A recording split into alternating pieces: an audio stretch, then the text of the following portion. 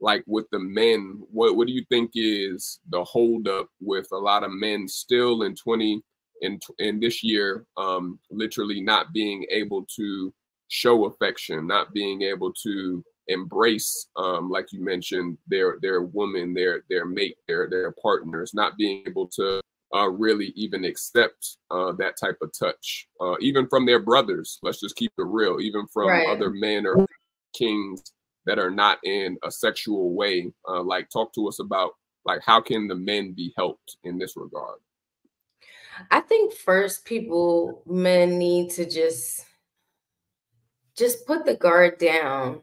You know, allow yourself to be yourself. Accept yourself for who you are and how you are. If you like being hugged or touched, that doesn't make, you know, a lot of it also is from society's conditioning of no homo type of deal. Like, you don't always have to say no homo after something. Like, it doesn't make you quote unquote gay, homosexual, because you acknowledge your human nature that needs touch. It needs physical touch, like a baby. I remember my first male client, he said that. He said, I felt like a baby. And he literally fell asleep. He didn't cry, but he fell asleep kind of fast. But he said it was because he just felt so comfortable and he felt swaddled. Like, those were his words. I felt like you swaddled me like a baby. Like, it was amazing. And I just instantly knocked out. And I'm like, the relaxation was there. And he goes, you know, because he's an IT guy working a lot of hours and just really stressed out, trying to, he was a single dad and also trying to relocate and sell his house. He was just doing a whole lot at once and working 2 IT contracts, like just a lot happening. No one is giving him affection just to give it to him. And I had another guy, he said he's very, very alpha. And his issue was when he would try to seek some type of therapy in that way, just to receive the energy, he said he always ends up being the one giving it still, no matter what. And, you know, that could also be like, because he does self-describe as an alpha, but that could be a control thing for him too. But I'm not going to go into all that, but I'm just going by the feedback I'm hearing from people, and also why they're requesting the therapy. I know that a lot of you have seen the therapist. I use that term therapist loosely. I would just say practitioners, quote unquote, touch therapy, but it's really sexual. It seems very inappropriate. And sometimes when you look, I watch these videos on Instagram, I feel uncomfortable. And I am a grown woman. You know, I'm 45 years old, but I'm looking and I'm like, oh, I'm cringing because this is not what it's about. And this is not what I want people to think I'm a part of, that movement. And I'm not judging in that way, but I don't want to be associated with that type of touch therapy. Like, this isn't ending with a physical type of quote unquote happy ending. Like, this happy ending is going to be spiritual. This happy ending is going to be mental.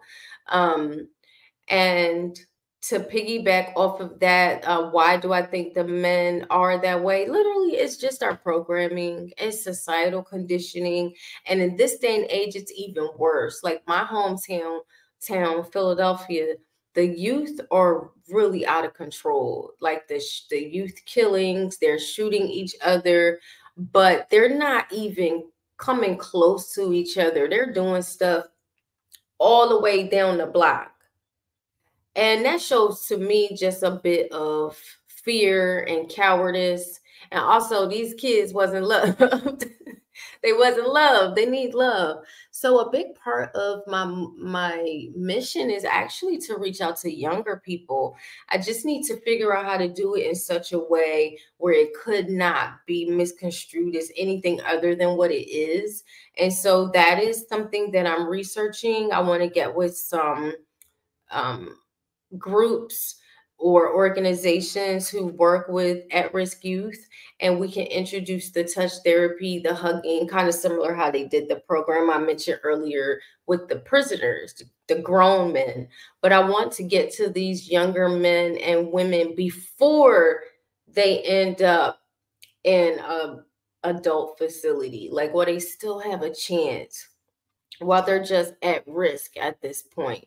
I want to reach them with this therapy because it cuts down the aggression so much. Like, it's a significant reduction in aggression, overall aggression. It helps you be more patient, because when somebody is giving you love and you know they don't expect anything in return, it helps you to grow and be able to give love too. So you know how they always say hurt people hurt people? Well, heal people help heal people. And it's all through example. Like, that's how we learn, through example.